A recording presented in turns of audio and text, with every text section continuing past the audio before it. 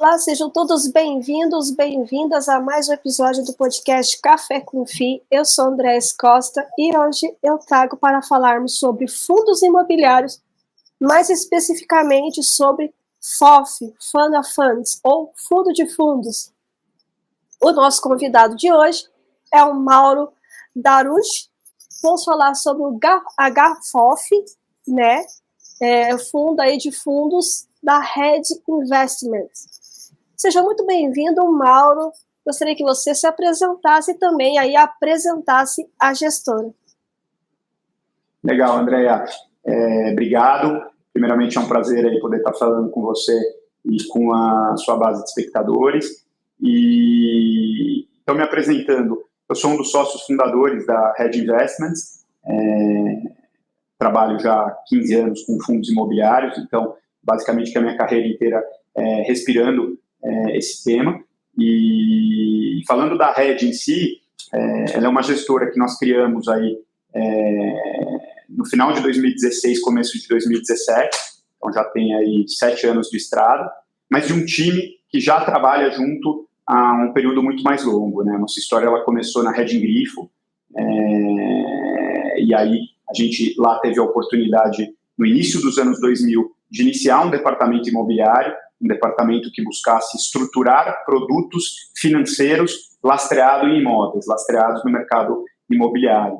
Na época, eram produtos que eram vendidos na plataforma do Private Banking, da nossa gestora, e mais para frente esses produtos vieram ao mercado. Então a gente teve a oportunidade aí de, desde 2003, estar junto enquanto time, enquanto equipe. Então são 20 anos trabalhando junto, experimentando aí os diversos momentos e até ciclos do mercado imobiliário. É interessante. Então tem muita história aí para contar a respeito desse mercado aí que você viu nascer, né, praticamente, né, Mauro? Pois é, a gente teve a oportunidade aí de pegar aí no começo dos anos 2000 um momento em que você teve aí os fundos imobiliários crescendo, né, uma primeira leva de crescimento, né, apesar do produto ter sido criado na década de 90, você veio a ter aí uma massa crítica um pouco maior nos anos 2000, né, até por mudanças na regulamentação que aconteceram. Nós mesmos tivemos a oportunidade de ser precursores ali em diversas iniciativas, né, então a gente, por exemplo, teve a oportunidade de criar o primeiro fundo de gestão ativa, primeiro fundo de portfólio, né, que não era monoativo e que sim tinha ali um gestor que buscaria, dentro de um determinado regulamento, buscar as melhores oportunidades, né, podendo comprar, vender. Então a gente teve aí uma longa caminhada e hoje a gente tem aqui na plataforma da Red Investments aproximadamente 10 bi sob gestão. Então, a gente tem aí um papel de destaque na indústria de fundos imobiliários e temos aí uma grade de produtos completa que atua nos diversos nichos, né, de segmentos, né, do mercado imobiliário. Então vamos começar, né, fazendo um retrospecto, né, do mercado de FOFs, né, em especial nesses últimos 4 anos aí que passou aí por momentos conturbados, turbulentos, né? Pois o mercado de FOF, ele nada mais é do que uma representação geral do mercado, né? Uma vez que os Fund of Funds, eles são fundos que compram cotas de outros fundos imobiliários e aí eles representam as escolhas do gestor, né? Então, geralmente são fundos diversificados que têm ali dentro do seu portfólio exposição tanto a segmentos de escritórios, shopping centers, galpão, recebíveis imobiliários, em alguns casos teses um pouco mais diferentes como renda urbana, residencial. Então, dá para dizer que o Fund of Funds ele é uma mescla ou um resumo do que aconteceu no mercado de fundos imobiliários ao longo dos últimos anos, né? E esse é um mercado, Andréia, que, na minha visão, tem 2 grandes fatores aí que determinam se é um momento positivo ou negativo, né? De um lado, eu diria que você tem as taxas de juros, né? As taxas de juros, elas determinam a precificação basicamente de todos os ativos da economia, e eu diria que o vínculo da taxa de juros com o mercado imobiliário é muito alto. Então, no momento que essa taxa ela é elevada ou ela é crescente, são momentos que o mercado imobiliário de fundos imobiliários performa mal, E, por outro lado, momentos que essa taxa começa a apontar para uma queda e efetivamente vem caindo, são momentos em que você tem uma recuperação dos fundos imobiliários, né? E aí você tem, obviamente, junto com isso, o mercado imobiliário em si, né? O momento de cada propriedade, de cada segmento, né? Então, se a gente olhar para trás, como você falou, a gente tem aí que provavelmente ali de 2017, 2018 até o início de 2020, foi um momento em que você teve queda de juros, juros baixos e, por outro lado, o mercado imobiliário aquecido. O mercado imobiliário com altos níveis de ocupação, com aluguéis que, em alguns casos, já eram crescentes, né? Então, rendimentos distribuídos subindo ao longo dos meses. E esse contexto, tanto dos juros como do mercado imobiliário, fez com que fossem anos de alta performance e performance positiva dos fundos imobiliários, né? Então, se a gente olhar aí a maior parte dos FIs, eles performaram bem nos anos de 2018, 2019 e até o início de 2020. Bom, quando a gente olha meados aí de 2020 em diante, a gente teve uma mudança de cenário. Então, primeiro macroeconômico, né, no que diz respeito aos juros, né? A gente teve aí, obviamente, no início, um juros ainda baixo, até para estimular a economia, com todas as incertezas que se tinha em função do Covid. Mas acho que, passado esse momento inicial, o que se verificou era uma necessidade de subida dos juros, justamente para conter a inflação, né? Porque a gente teve aí a inflação vindo por mais de um lado, né, diversos fatores, diversas cadeias produtivas que foram quebradas durante a pandemia, e isso naturalmente impacta os preços. E aí os bancos centrais tiveram, então, não só no Brasil, mas ao redor do mundo, que subir, até de forma coordenada, as taxas de juros, né? Então, esse movimento que aconteceu aí lá de meados de 2021 em diante, né, fez com que, principalmente, os anos de 2021, 2022 fossem anos difíceis para a categoria. Se a gente olhar o mercado imobiliário em si, obviamente que a pandemia trouxe algumas incertezas e até impactos negativos, mas, no geral, os imóveis eles sobreviveram, dá para dizer dessa forma, e tem hoje um fundamento que, no geral, ele é saudável. Claro que alguns imóveis têm vacância um pouco maior, outros um pouco menos, mas, de certa forma, os rendimentos, os dividendos dessa categoria, eles continuaram competitivos. Então, eu diria para você que a maior parte do movimento de queda dos fundos imobiliários se deu realmente por causa dos juros, porque os dividendos eles tiveram alguma oscilação, mas a gente, quando olha principalmente a tendência dos últimos anos para cá, é uma tendência positiva. Então, foi isso que aconteceu ao longo dos últimos 2 anos, né? Um movimento distinto daquele que aconteceu de 2018 até 2020, foi um movimento de queda em 2021 e 2022. E o que a gente enxergou a partir do segundo semestre, principalmente de 2023? De novo, um movimento oposto no que diz respeito a ciclo, né? E aí ciclo econômico, eu estou falando. Então, as taxas de juros que subiram para controlar a inflação, elas foram efetivas ou vêm se mostrando efetivas, né? Os dados que a gente tem disponíveis aí mostram uma inflação que caminha para algo comportado, para algo dentro aí da meta, e isso fez com que, então, os bancos centrais pudessem começar o movimento de queda de juros, né? Nesse sentido, o Brasil saiu na frente, até esse movimento começou em agosto do ano passado, foi um movimento que já teve uma resposta nas cotas dos fundos imobiliários imediata, né? Então, o ano passado foi um ano que os fundos tiveram performance positiva,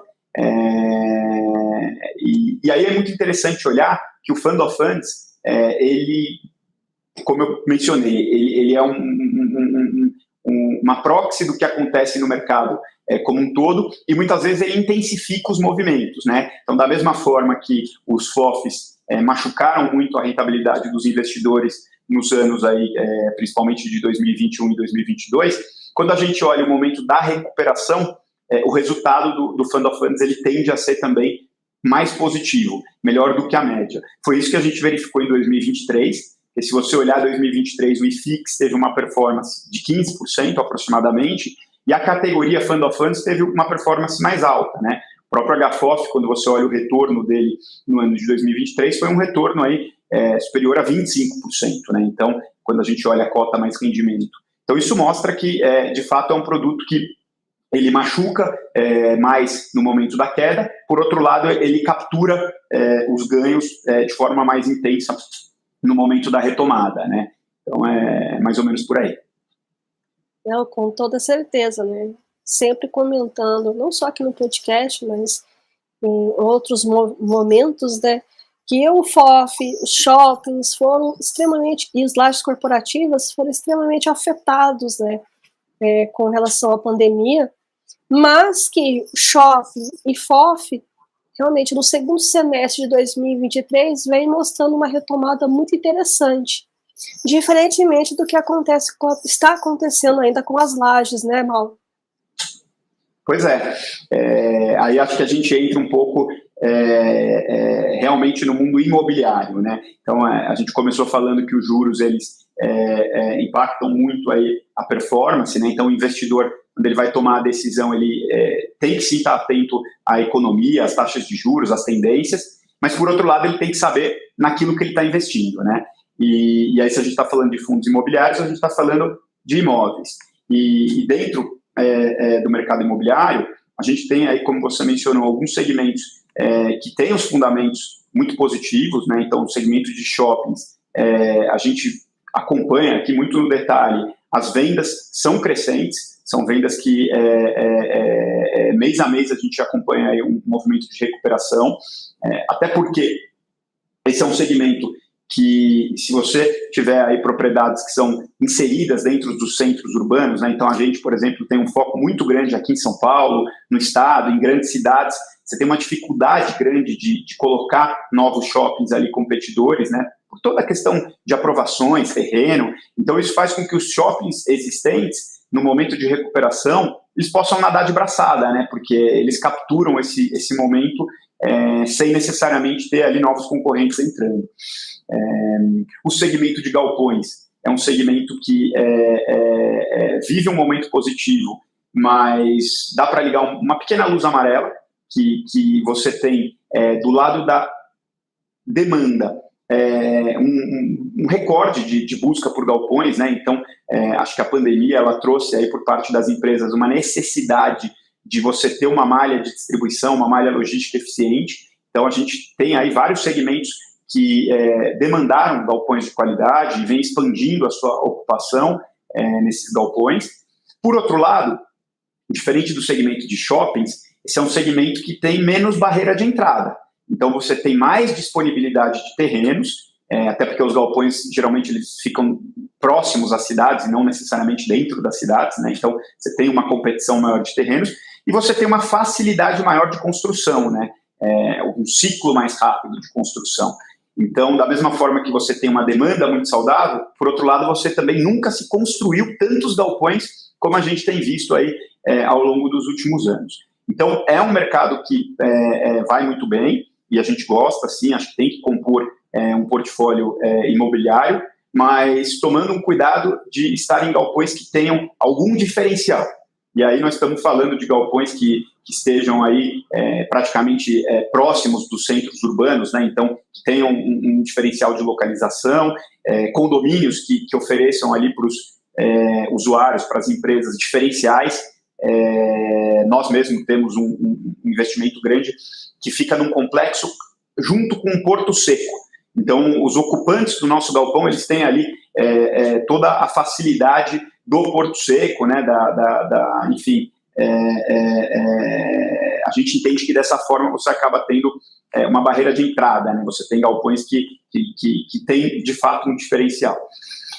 E aí, quando a gente entra no segmento de lajes corporativas, sem dúvida que esse foi o segmento que teve os seus fundamentos mais negativamente impactado pela pandemia, né? Então, nós mencionamos que shoppings vem muito bem, galpões tem uma demanda muito saudável, escritórios é um segmento que ainda está sofrendo.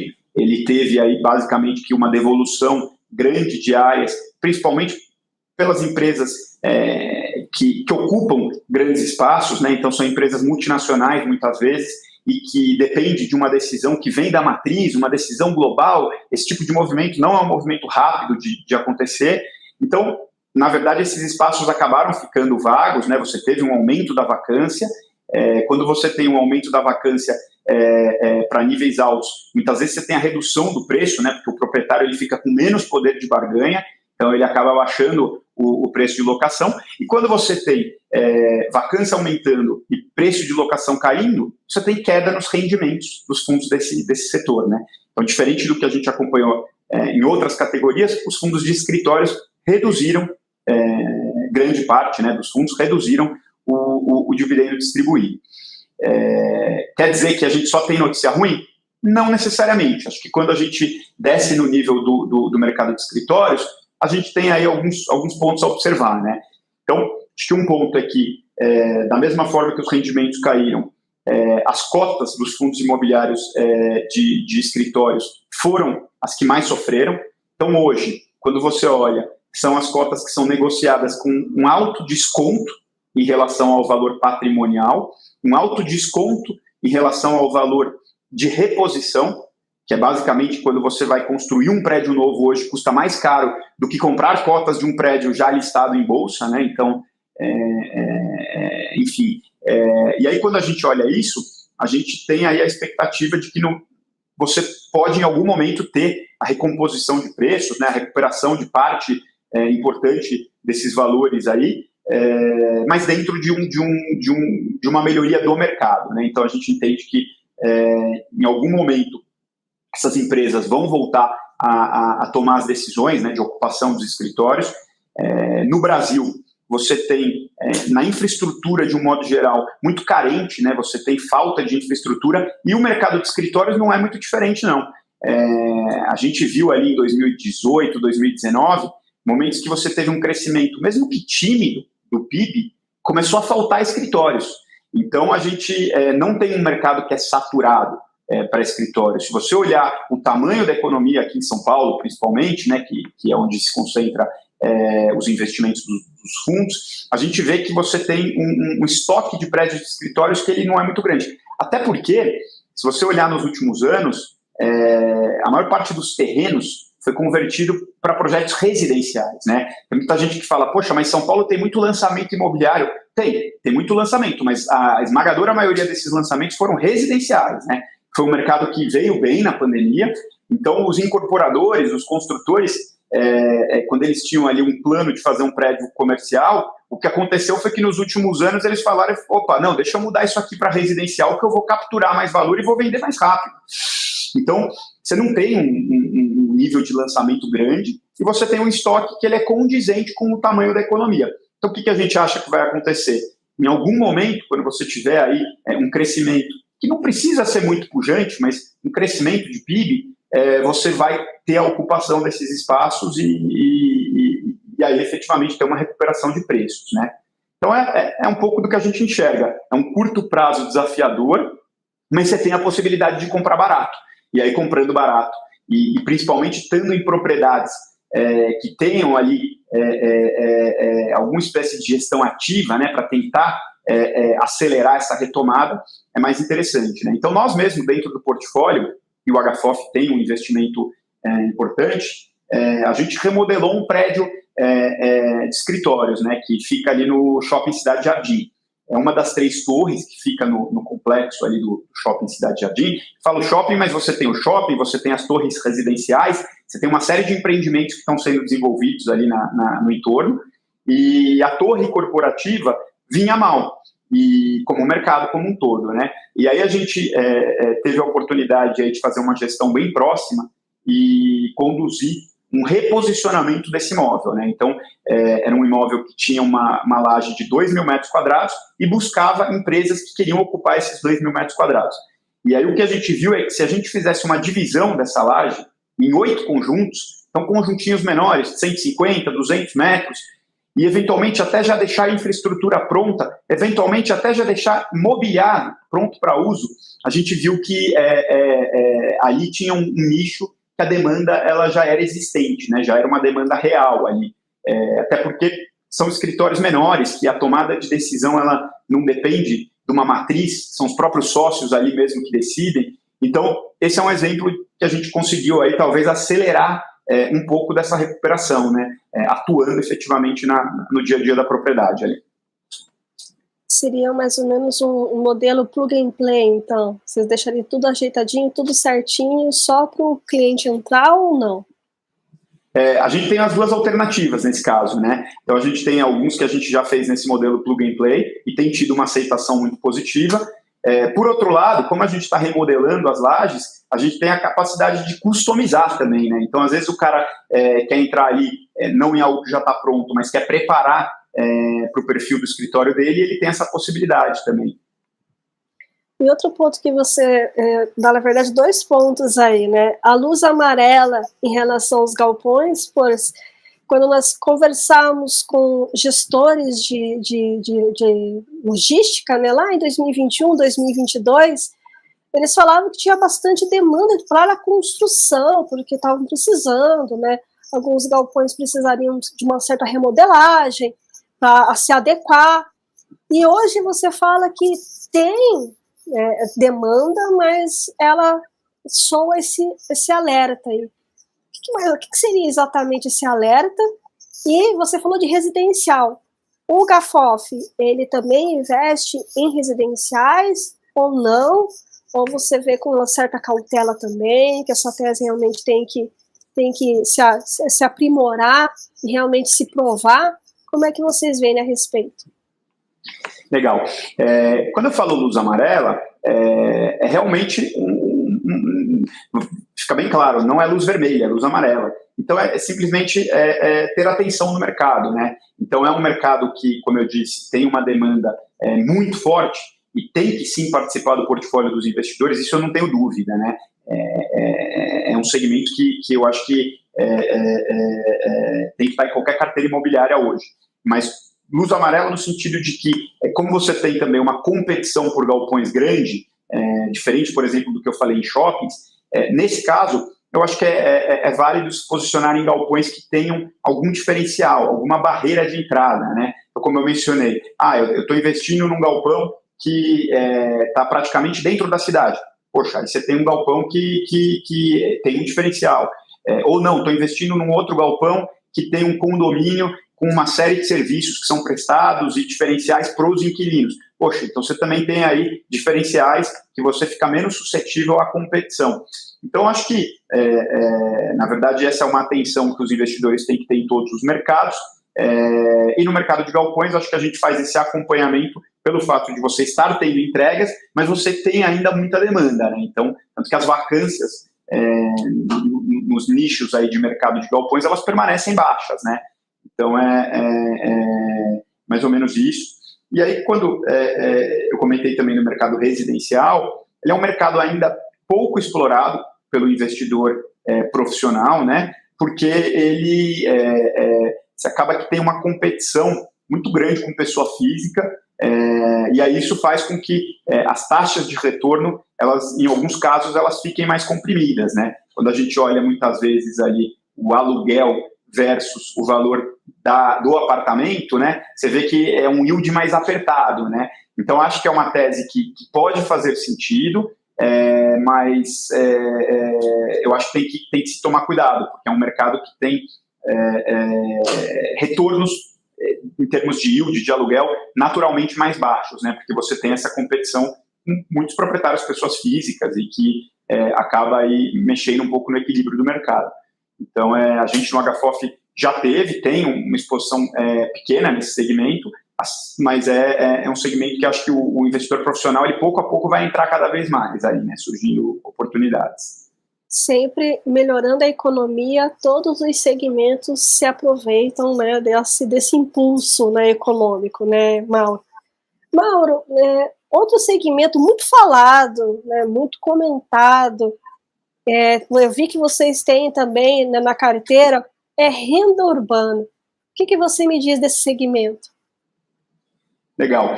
Na verdade, esse é um segmento que eu acho que é difícil fazer generalizações, né, porque ele é um segmento bastante heterogêneo, né, então que a gente está falando de renda urbana? A gente pode estar falando de farmácia, a gente pode estar falando de lojas de construção, a gente pode estar falando de universidades, a gente pode estar falando de hospitais, enfim, você tem aí diversos tipos de imóveis e diversos tipos de ocupantes, né, em padrões e distintos, né? Então, a generalização, acho que ela tem que tomar um pouco de cuidado, principalmente nesse segmento. E aí, se você me perguntar, então, falando dentro da realidade do HFOF, né, que é onde vocês têm um investimento, uma alocação, aqui a gente tem sim um investimento que, majoritariamente, ele se dava num fundo de agências, num momento em que muita gente olhava ali os fundos de agências com certo ceticismo, né, com preocupação, e a gente aqui dentro do HFOF, né, como um gestor de fundos, a gente tem que ser bastante pragmático, né, então analisar os riscos e os potenciais que aquele investimento tem, e se achar que a relação de risco e retorno é adequada, adentrar no investimento, né. E aí a gente então tinha um entendimento de que o yield desses fundos de agências era um yield alto, né, um yield gordo. O risco de crédito era um risco de crédito baixo, né, porque, emprestar dinheiro para banco talvez seja a melhor coisa que tem, né, então aí era um aluguel, né, para banco, então a gente tinha bastante conforto quanto ao crédito, né, desse recebimento com yields atrativos, e o que a gente via como risco era a concentração num determinado segmento, né, então o que a gente fez foi capitanear um projeto, né, de mudança do regulamento. A gente, na verdade, foi quem propôs isso para o gestor do fundo, e a gente ajudou aí a construção do projeto. E esse fundo hoje ele não é mais um fundo exclusivo de agências, ele é um fundo que tem a possibilidade de trocar o uso dos imóveis que já estão lá dentro, de comprar outros imóveis. Então, a gente mudou aqui a classificação dele para renda urbana, a própria precificação dele mudou, né? Acho que os investidores viram que ele perde aquela concentração, ele tem o potencial de ganhar mais atratividade. Então, e talvez aí esteja a grande beleza dos imóveis de renda urbana, né? Que você tem vários usos possíveis, né? Então, você tem ali um segmento que está indo mal, mas você tem outro segmento que está indo bem, né? E quando você fala de escritórios, não necessariamente é assim, né? Não são todos os segmentos da economia que precisam de um escritório, né? Tem segmentos que sim, tem segmentos que não. Então, quando você tem a renda urbana, você tem mais, talvez, flexibilidade dentro dos segmentos. Mas, de novo, tomando muito cuidado, porque como é algo heterogêneo, tem a vantagem de você poder acessar bastante inquilinos e tipos de imóveis. Por outro lado, você também tem imóveis que têm localizações diferentes, características técnicas diferentes, né? Tem imóveis, às vezes, que estão muito antigos, que o inquilino não cuidou direito e tal, e o próprio risco de crédito do inquilino, né? Uma coisa é você ter as agências bancárias, outra coisa é você ter uma loja menor e tudo mais.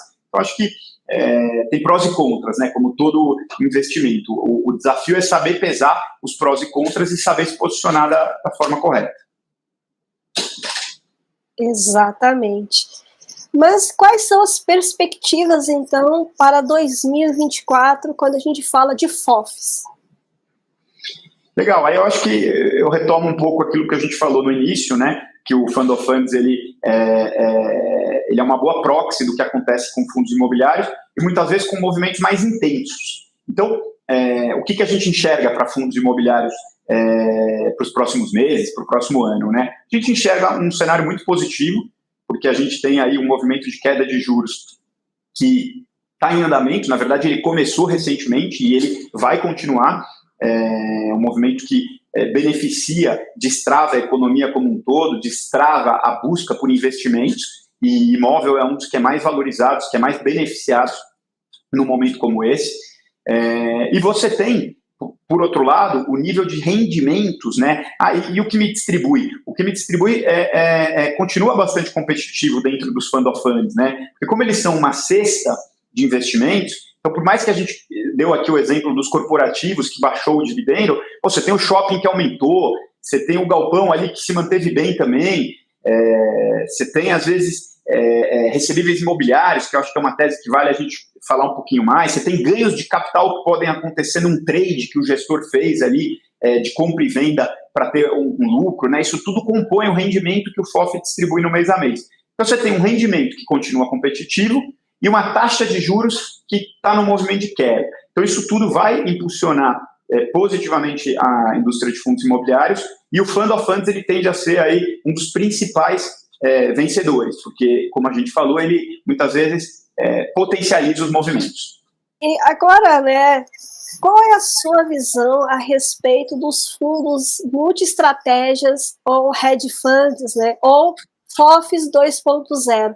Como é que você vê esse movimento aí, essa tese aí que vem ganhando corpo, vem ganhando espaço aí dentro dos fundos? Legal. Eu acho que, como toda análise que a gente faz, a gente tem que entender o que tem por trás, né? Então, quando a gente olha a maior parte das carteiras desses fundos multi-estratégias, desses hedge funds, a gente enxerga ali, muitas vezes, uma alocação muito grande em fundos de CRI e uma alocação pequena ou uma alocação menor no relativo em fundos de tijolo, né? Então, olhando para essa distribuição, eu tendo a preferir uma carteira mais equilibrada para esse momento da retomada, né? Então, nós temos um momento de retomada de ciclo, que a gente falou que a queda de juros vai beneficiar os fundos de tijolos. Então, eu acho que, será que esses fundos que têm priorizado uma renda mais alta no início, eles vão também ter condição de capturar um ganho de capital numa retomada de mercado? Então, acho que aqui nós estamos falando de forma geral, né? Não estamos falando de nenhum fundo específico, mas eu sempre olharia o que tem por trás dos portfólios, né? E aí, nesse sentido, se você me perguntar, eu acredito que fundos que tenham flexibilidade, como é o caso do HFOF, é o caso dos hedge funds, também acho que é positivo você ter essa flexibilidade para o gestor poder fazer as escolhas dele de forma adequada. E aí, quando a gente fala nas escolhas, na montagem do portfólio, eu hoje tendo a preferir um portfólio mais diversificado, um portfólio que tenha posições de ganho de capital, de tijolo, e obviamente que compondo também com recebíveis imobiliários, né? A gente tem aí na carteira hoje uma composição de aproximadamente 75% em fundos de tijolo e 25% em fundos de recebíveis, né? E a gente até aumentou um pouquinho a exposição em fundos de recebíveis, porque a gente acredita que com todo esse movimento que está acontecendo na regulamentação de muitos produtos isentos, né? Então LCI, LCA, CRIs, CRAS, sem entrar muito no mérito do movimento, mas é um movimento que restringe a oferta desses produtos. Então você vai ter uma canalização na nossa expectativa para fundos imobiliários de recebíveis, né? Então acho até que esse movimento tático que a gente fez de aumentar é um movimento certo, que a gente já está vendo valorização nessas cotas em função do valor que foi adquirido, e isso provavelmente vai gerar um ganho, mas quando a gente olha uma janela um pouco mais longa, o portfólio mais equilibrado entre tijolo e recebíveis, ele tende a capturar essa retomada melhor. E qual é a sua visão, né, a visão da gestão, né, para questões aí de desdobramentos de cotas? Como é que vocês têm visto esse movimento, né, cada vez mais crescente no mercado? Esse é um movimento recente ainda, né? Crescente e recente, né? Estamos falando aí de poucos meses para cá que se começou a ter esses desdobramentos. A gente mesmo aqui fez um desdobramento em um fundo da casa, que é o RED Recebíveis Imobiliários, o HREC. Então, qualquer conclusão, ela é precipitada. Você tem percepções, né? Então, a percepção que a gente tem até o momento é que isso é positivo, no sentido de angariar mais cotistas, né? Você deixa um valor de cota reduzido, então, consequentemente, você atrai mais cotistas, né? Que podem pagar por essa cota.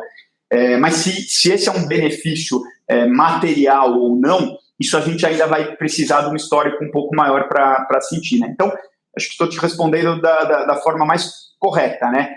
Parece que é positivo, mas não temos ainda um histórico ainda suficiente para poder ter essa clareza. Não, exatamente, né? Essa coisa de você medir, né? O quanto era antes, o quanto é agora, como é que realmente melhorou a liquidez, não melhorou a liquidez, aumentou, não aumentou, enfim. Só o tempo dirá se realmente esse movimento ele está crescente, né? Mas se realmente os impactos pelo qual ele foi criado realmente vão ser positivos, né, Mauro? Acho que sim, acho que é isso aí. Agora vamos falar do portfólio, né? Concentração de portfólio e questão de conflitos de interesse com fundos da casa. Como é que está acontecendo aí no HFOF? Legal. Eu acho que essa é uma característica aí que muita gente nota, né, no portfólio do HFOF, né? Você ter uma alocação em fundos RED e aí, de novo, né, enxergar prós e contras, né? A gente enxerga aqui como uma característica positiva, uma marca do HFOF. Vamos lembrar, nós estamos falando de um gestor aqui, a Red Investments, que tem muita experiência em tijolo, em gestão imobiliária, né? A gente faz gestão aí de imóveis desde o início dos anos 2000, então são 20 anos já entendendo ciclos. E aí, quando a gente acha uma tese adequada, né, ali, quero ter uma tese para algum determinado tipo de galpão, ou quero ter um build-to-suit que eu vou desenvolver para uma empresa específica, ou vou desenvolver um prédio boutique para um determinado perfil de inquilino, ou tenho uma carteira de shoppings com muito foco aqui em São Paulo, porque é o que eu acredito que vai andar mais rápido e tal. Poxa, ninguém mais do que o cotista do HFOF, que alocou ali recursos na mão da Red para fazer as melhores escolhas, tem que se beneficiar disso, né? Então, o HFOF, ele não tem a pretensão de ser um fundo que replica a indústria do IFIX, por exemplo. Ele vai ter lá um pouquinho em cada gestor e ele vai entregar para o investidor quase que um ETF, né? Um investimento passivo que vai replicar o que é a média do mercado imobiliário. Essa não é a ideia do HFOF, porque eu acho que se for essa, na verdade eu nem estou justificando a minha taxa, né? Eu acho que a taxa de gestão do fundo, que o HFOF é até bastante competitivo, ele tem uma taxa de 0,6, que é bem inferior à média dos concorrentes, né? Mas o cliente, quando ele põe o dinheiro na nossa mão e ele está pagando ali a gestão por isso, ele quer que a gente faça as melhores escolhas e ele quer que a gente aloque naquilo que a gente acredita.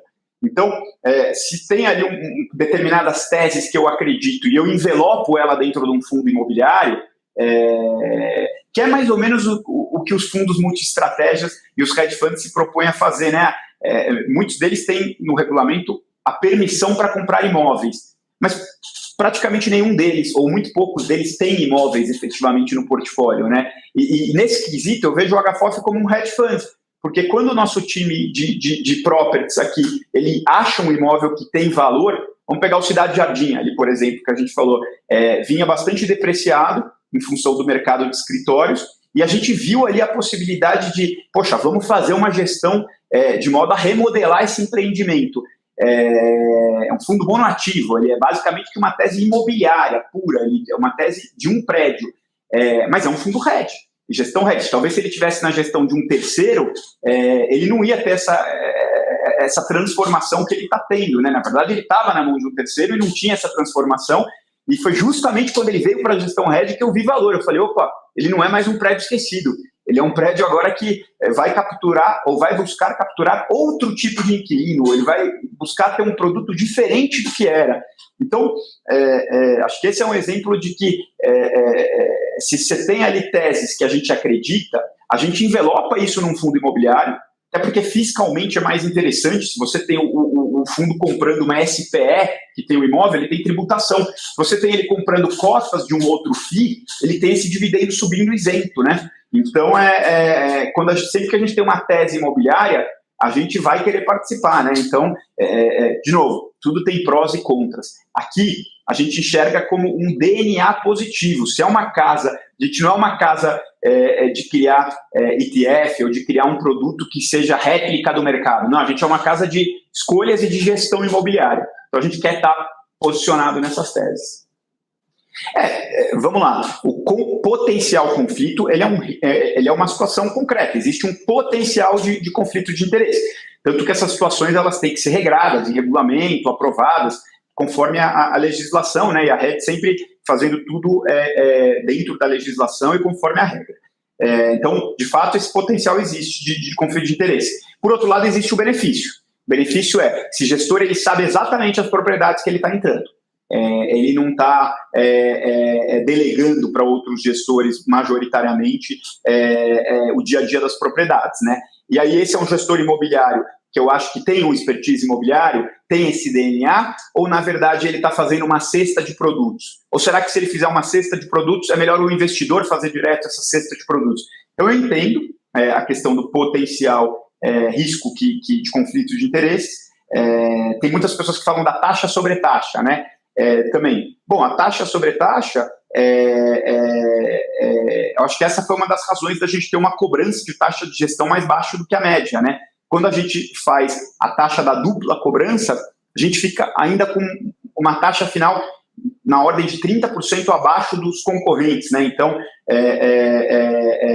eu acho que isso faz com que, na verdade, o fundo tenha a condição de entregar um dividendo competitivo, tenha a condição de se posicionar naquilo que ele acredita, né? Então, é isso, a gente se vê muito como uma casa de mercado imobiliário. Então, aquelas teses que a gente tem e que a gente lança, muitas vezes o investidor, pessoa física, não quer comprar aquela tese específica, né? Então a gente põe isso para dentro do HFOF. E você citou um pouquinho a respeito ali, né, dessa mudança dos CRIs. Como é que você viu nessa mudança do CMN em relação a isso e também a questão dos lastros, né, imobiliários?